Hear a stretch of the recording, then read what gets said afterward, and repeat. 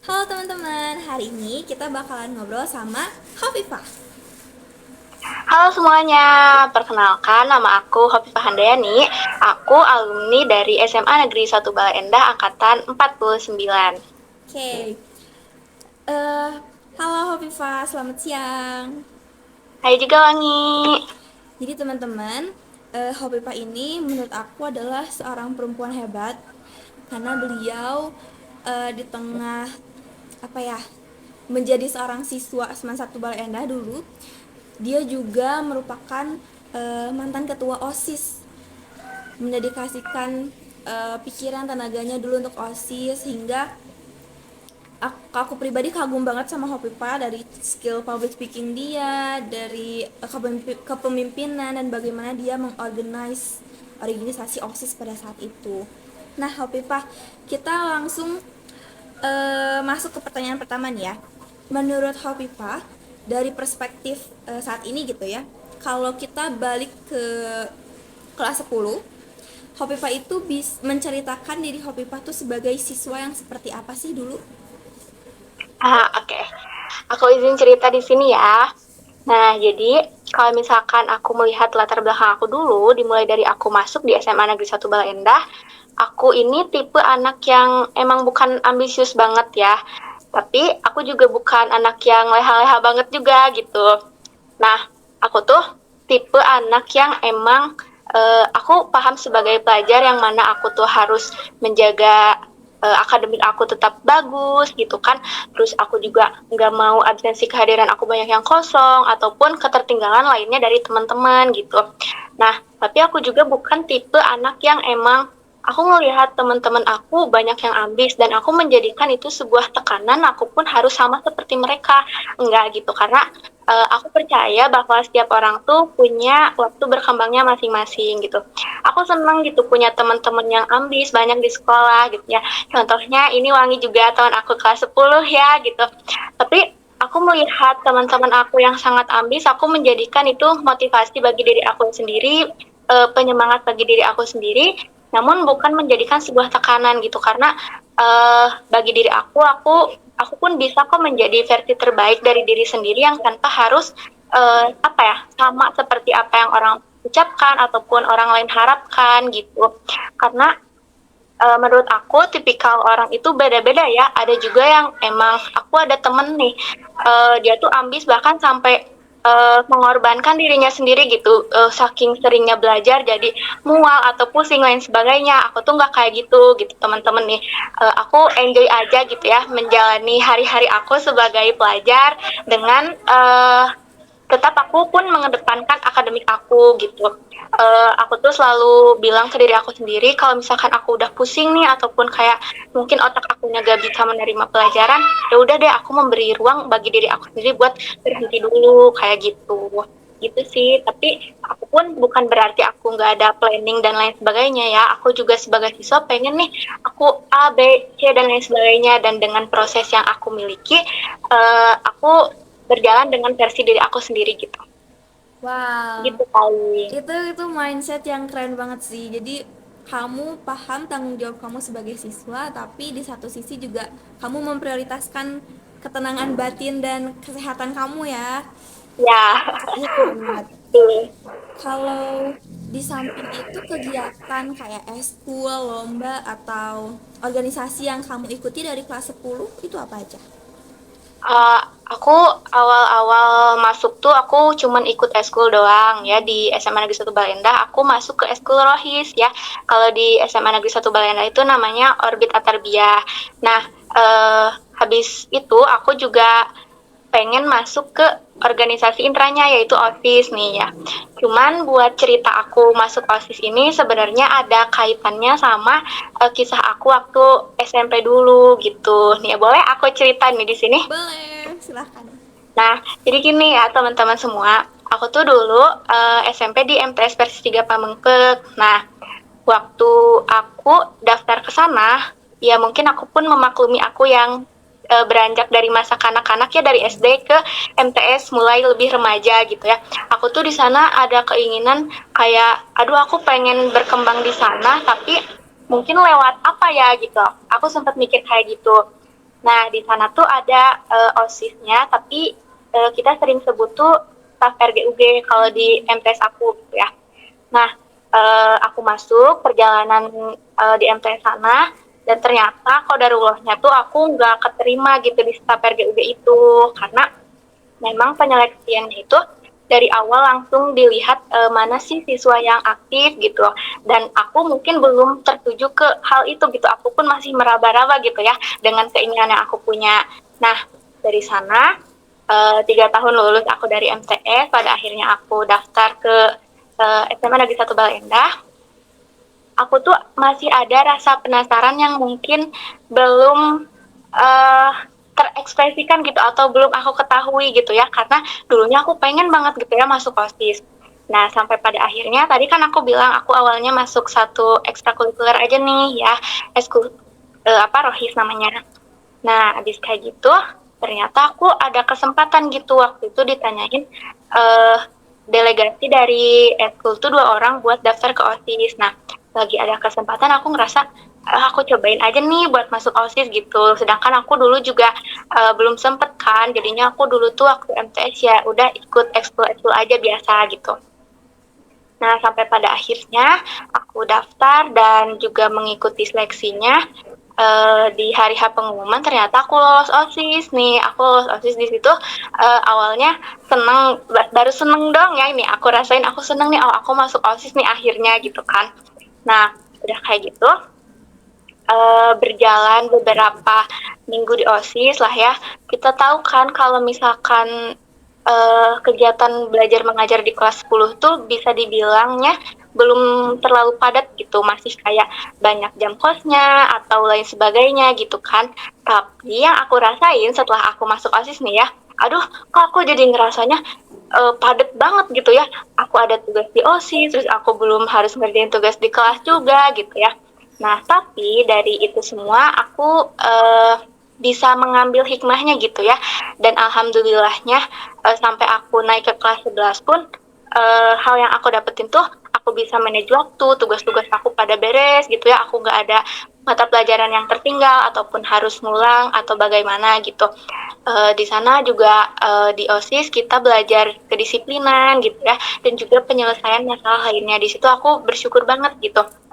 Jujur kalau misalkan ditanya apa sih sebenarnya latar belakang aku daftar OSIS, ya itu karena cerita tadi, aku tuh pengen menghabiskan rasa penasaran aku gitu ya, kayak gimana sih OSIS tuh gitu.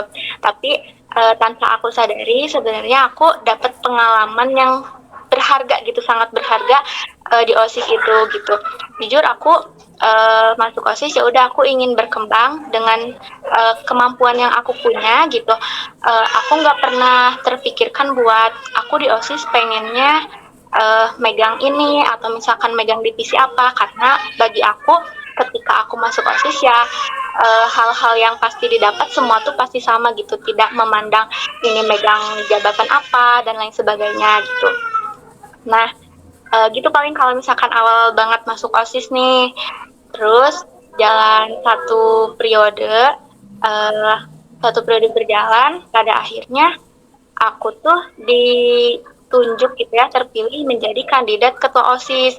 Di situ jujur kayak kaget gitu ya, gak pernah nyangka kalau misalkan aku bisa menjadi kandidat, karena pada awalnya juga aku ya gitu, aku nggak harus uh, gak pernah terpikirkan untuk menjadi ketua gitu ya, bahkan buat memegang jabatan inti aja pun enggak gitu, karena aku ngambilnya pengalaman gitu, karena kalau pengalaman semuanya pasti sama kita dapetin gitu kan. Sampai akhirnya aku tercalonkan. Di situ kayak kok aku beneran gak nyangka banget gitu ya, kayak selalu bertanya-tanya gitu ke diri sendiri, kayak ke aku gitu, kenapa enggak yang lain aja, yang lain kan mungkin basicnya dulu di sekolahnya juga udah pernah organisasi, sedangkan aku baru nyoba sekarang nih gitu kan. Nah, tapi dengan kesempatan yang aku punya pada saat itu, aku nggak yang mikir apa aku mengundurkan, ya enggak gitu. Aku diberi kesempatan, di situ aku coba bilang dulu ke orang tua gitu, aku cerita selama aku perjalanan di office dan sampai akhirnya aku terpilih gitu.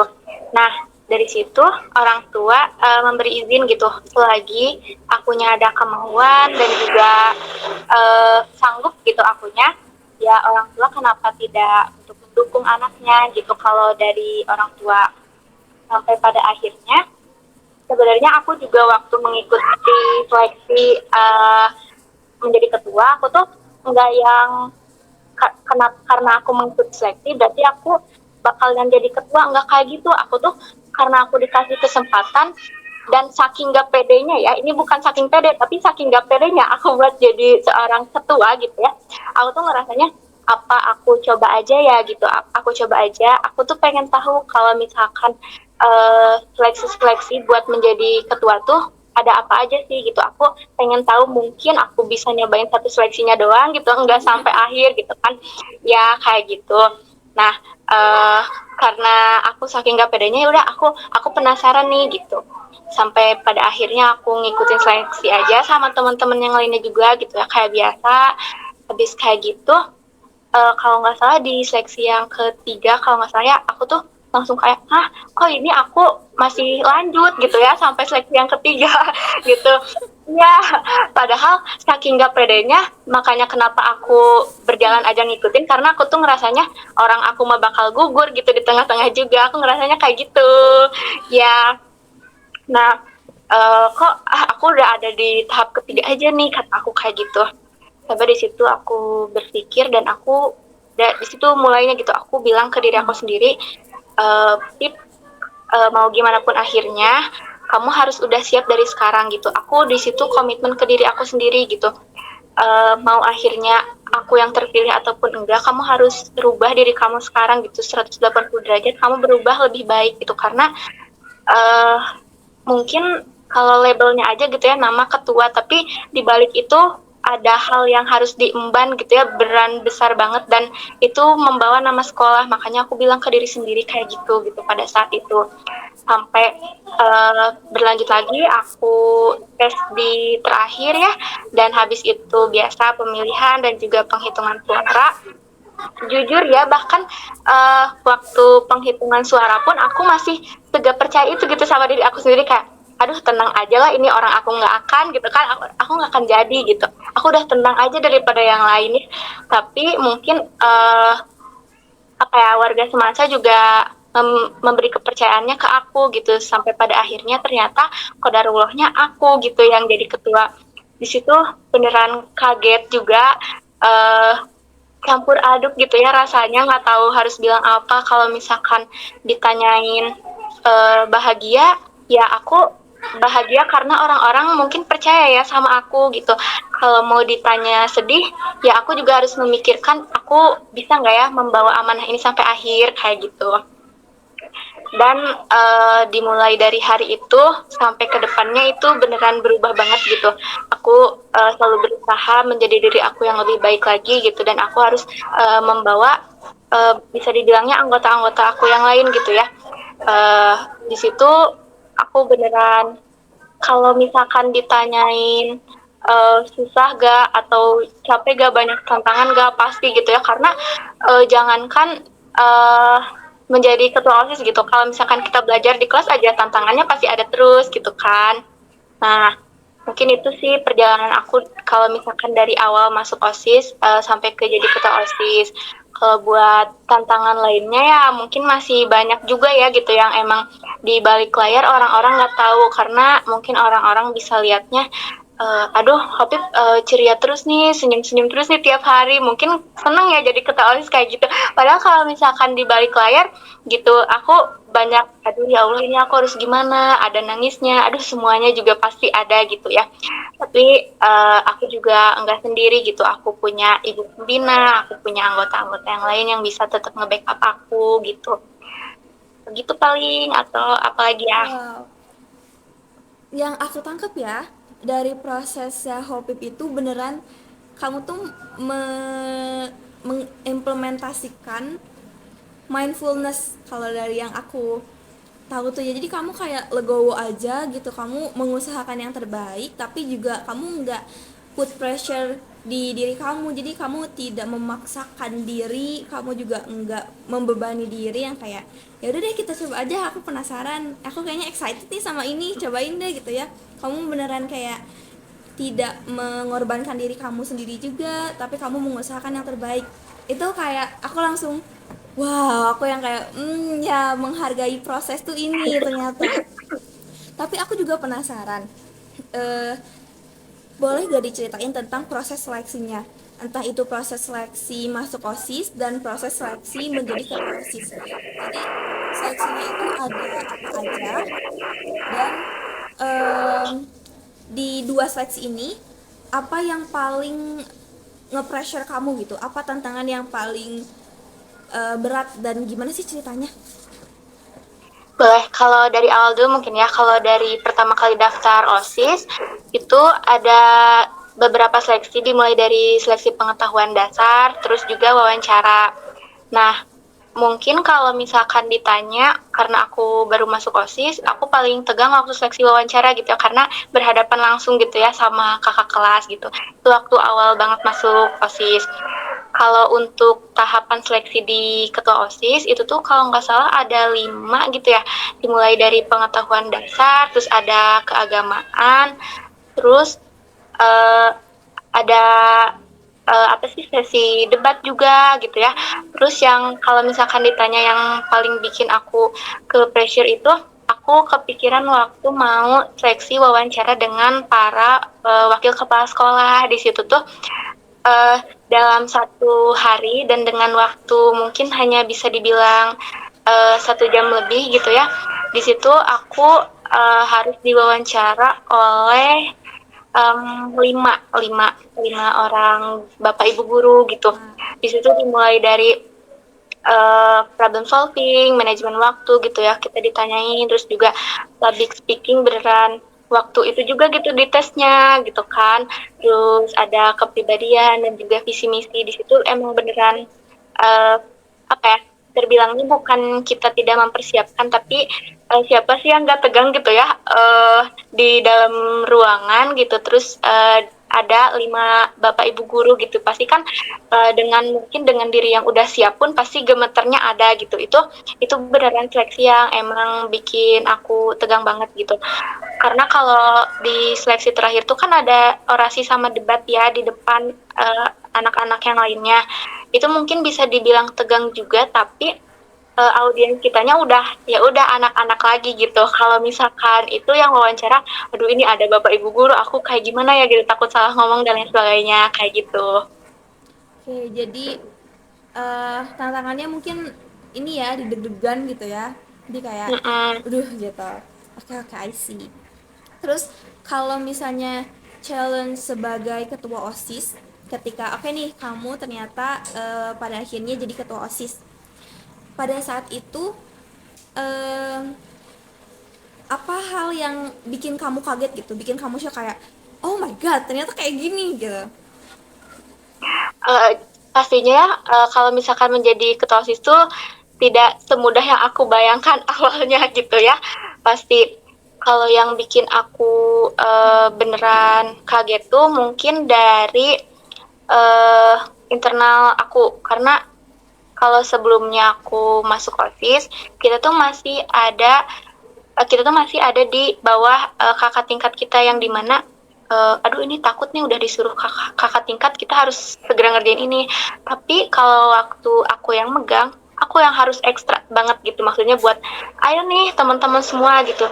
Dan itu kerasa gitu ya, kerasa banget sama aku, ketika mungkin anggota yang lain juga punya titik lelahnya masing-masing, ketika mereka ngadu ke aku dan lain sebagainya. Tapi aku gitu yang seorang diri, aku selalu merasa bahwa menjadi seorang ketua tuh harus pantang nyerah gitu, karena ketika kita merasa udah gitu aku capek, gimana nasib nanti ke depannya gitu, sedangkan anggota aja kalau lelah ngadunya ke kita, minta solusinya ke kita. Dan itu sih beneran jadi tantangan banget gitu, itu internalnya. Karena kalau misalkan kita mau kompak, berarti ya internal kitanya juga harus kita benahi dulu gitu. Itu paling terasa banget selama aku menjabat cukup banyak aduh ya Allah, aduh ya Allahnya gitu. Tapi Ya, aku juga pastinya dibantu sama anggota inti yang lain gitu. Ketika aku merasa aku bingung ini solusinya gimana, mereka bisa nge-backup aku gitu, yang dimana mereka juga gak ngebiarin, tapi mereka selalu bisa komunikasi sama aku biar aku tuh balik lagi ke tujuan aku awal. Sih, kamu tujuan awalnya mau kayak gimana nih, ayo kamu pasti bisa gitu. Alhamdulillah banget sih, aku juga di OSIS teman-teman semuanya pada baik-baik, dan bahkan aku udah beneran memaknai OSIS itu sebagai rumah dan keluarga aku kayak gitu. Oh my god, lucu banget. Terus aku jadi penasaran deh, eh, di proker apa sih kamu tuh ada di titik yang ini nih, ini kayak aku pengen nyerah senyerah-nyerahnya, dan itu tuh apa gitu yang membuat kamu eh, pada saat itu ngerasa di proker ini nih yang paling berat gitu? Kalau aku waktu itu mungkin bisa dibilang dari program kerjanya tuh dari sekolah, yaitu masa pengenalan lingkungan sekolah nih, MPLS gitu. Karena itu kita harus ya namanya mengurusi berapa ratus siswa gitu ya yang masuk, itu kan sama kita bagian dari OSIS panitia, tapi itu juga kita emang gak dibiarin OSIS aja, kita juga ada bantuan dari para guru. Tapi memang karena MPLS ini berjalan mungkin bisa dibilang seminggu ya, 5 hari, jadi udah sampai aduh ya Allah, ini gimana, anggota anggota aku sendiri udah banyak yang sakit gitu ya, tumbang di sana, sedangkan mereka harus tetap menjalani tanggung jawab mereka gitu ya, menjadi mentor, ya ngajarin adik-adiknya. Dan aku di situ beneran yang aduh, ini kita pulang malam terus berangkat subuh lagi gitu ya, beneran duh capek banget ini, kerasanya tuh capeknya tuh kerasa banget gitu, karena beneran selama 5 hari itu pulang malam dan datang subuh tuh ya konsisten gitu kayak gitu. Belum ada mungkin perubahan jadwal yang emang mendadak, itu kan kita pikirin bareng-bareng gitu, dan itu nggak selalu apa ya, nggak selalu dari lama gitu ya revisinya, itu tuh kadang ngedadak gitu, kadang juga kita tengah malam tiba-tiba revisian gitu.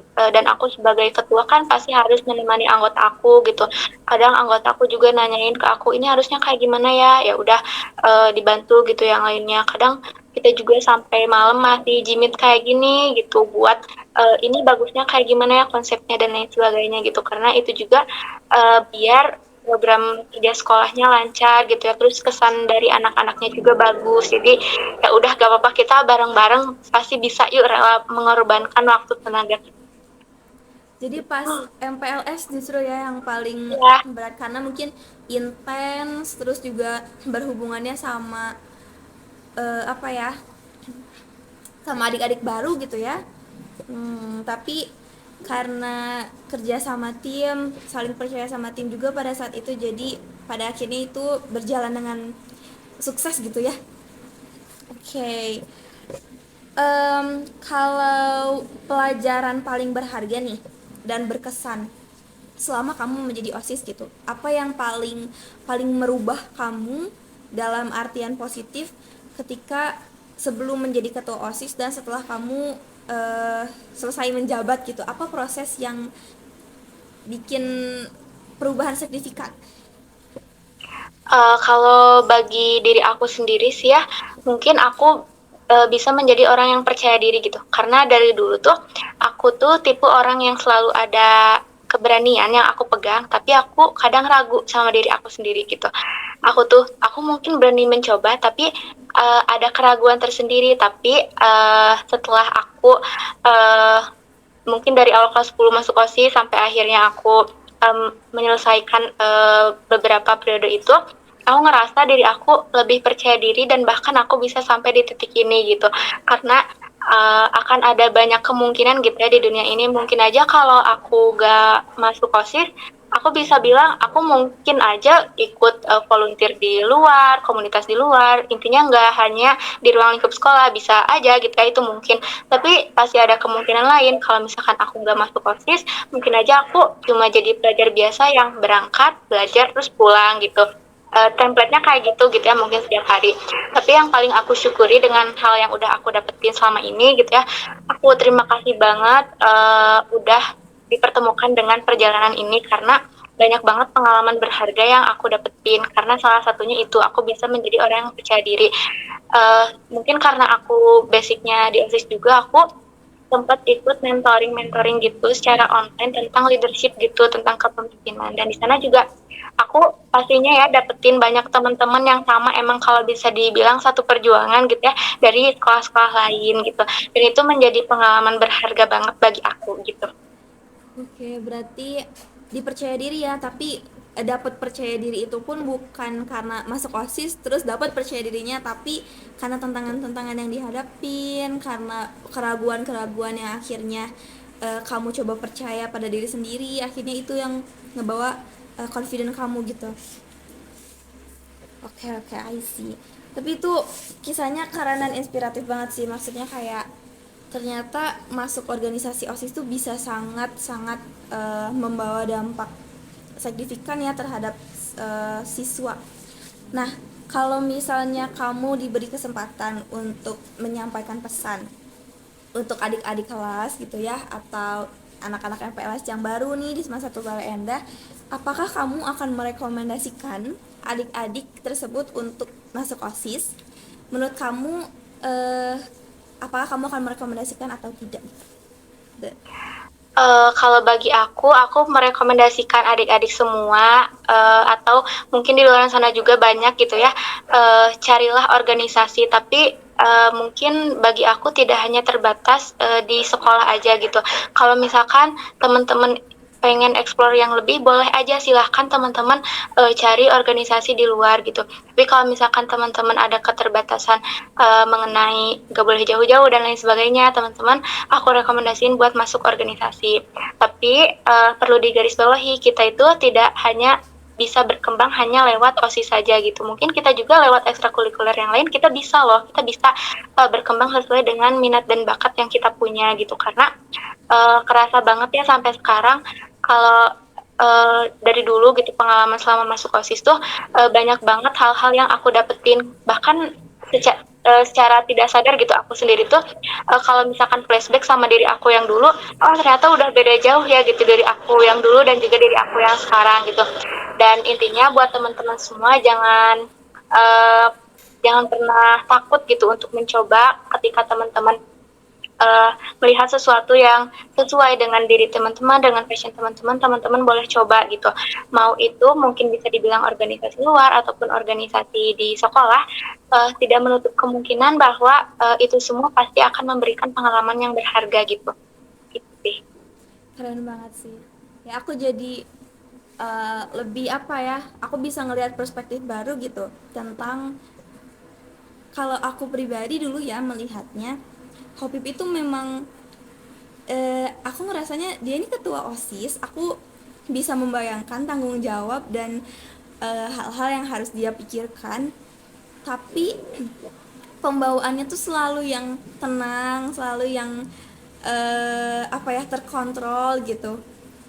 Apa sih rahasianya atau apa yang dulu jadi perspektif Hopip sampai, kalau dari sudut pandang orang luar mungkin ya kebanyakan yang tidak terlalu dekat dengan Hopip atau tidak terlalu dekat dengan OSIS, kayaknya tuh ngelihatnya yang kayak adem ayem aja gitu, kayak ya udah tugas selesai, terus juga ketika diajak ngobrol dia nggak kelihatan yang stres gitu, tapi masih yang happy gitu. Mungkin kalau dari diri aku sendiri, aku tuh emang pembawaannya kalau aku lagi ada di antara orang-orang gitu, aku tuh akan ikut ke mereka gitu. Jadi kalau misalkan aku lagi ada di banyaknya orang, aku tuh akan ikut mengekspresikan apa yang ada gitu. Walaupun misal di belakangnya aku tuh penuh dengan pikiran yang, aduh udah banyak banget pikiran gitu ya, aku harus selesaiin, dan itu pun solusinya nggak tahu kayak gimana. Tapi contohnya aja nih ya, di kelas kan pasti selalu ramai ya gitu ya, banyak teman-teman dengan pikiran yang banyak, tapi aku bakal bisa selalu enjoy gitu karena ada teman-teman semua. Kalau misalkan bisa dibilang emang kamu nggak mikirin gitu ya, aku malahan orangnya emang selalu kepikiran gitu. Tapi kalau misalkan aku lagi ada di kelas, aku bisa menyesuaikan. Aku ya udah, teman-teman lagi cerita, aku ikut cerita, ikut ngobrol-ngobrol, ketawa-ketawa gitu. Dan aku pun ada saatnya gimana masalah-masalah yang ada harus segera aku selesaikan gitu. Ya misal mungkin bisa aja nih ya 5 menit pertama aku di kelas aku ketawa-ketawa, tapi 5 menit kemudian waktu aku ke ruangan OSIS, ke sanggar OSIS, aku bisa merenung banget gitu di situ, ngelamun kayak ini aku gimana ya harus segera nyelesain masalah aku gitu. Jadi kalau aku orangnya lebih bisa ke menyesuaikan gitu, karena mungkin pembawaannya nggak enak aja, mungkin aku lagi bareng teman-teman tapi aku malah diam sendiri gitu, yang lain ngobrol tapi aku malah ngelamun dan lain sebagainya, kayak gitu sih, gitu Berarti aja. selain wow, aku ngelihatnya Hopip keren banget sih, soalnya kayak kamu nggak terlalu mempressure atau memberikan ekspektasi besar atau standar yang keras terhadap diri sendiri, tapi juga tetap mengusahakan yang terbaik.